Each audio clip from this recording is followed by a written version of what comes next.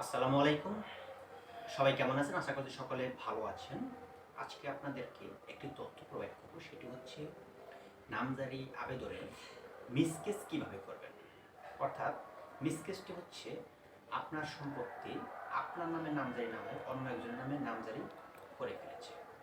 অথবা আপনারা ওয়ারিশ যদি বাবার ওয়ারিশ ৪-৫ জন রয়েছেন, সেক্ষেত্রে আপনার অংশটুকু বাদ দিয়ে আপনার ভাই বোনেরা নামজারি করে নিয়েছে, সেক্ষেত্রে আপনার অংশটুকু সেখানে নেই।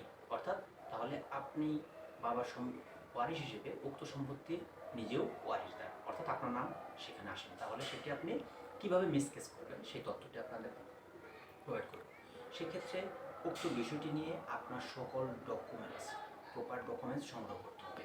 যে আপনার বাবার সম্পত্তি, আপনি যে বাবা মারা যাওয়ার পরে উত্তরাধিকার সূত্রে আপনি রয়েছেন, সেই তথ্যগুলো সংগ্রহ করে এসিলেন্ট স্যারের নিকট যোগাযোগ করতে হবে। উপজেলা ভূমি অফিসে এসিলেন্ট স্যারের নিকট যোগাযোগ করবেন।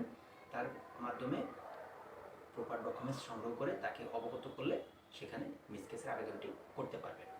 এর মাধ্যমে আপনার সঠিক তথ্যটি পেয়ে যাবেন। আশা করছি সকলে বুঝতে পারেন।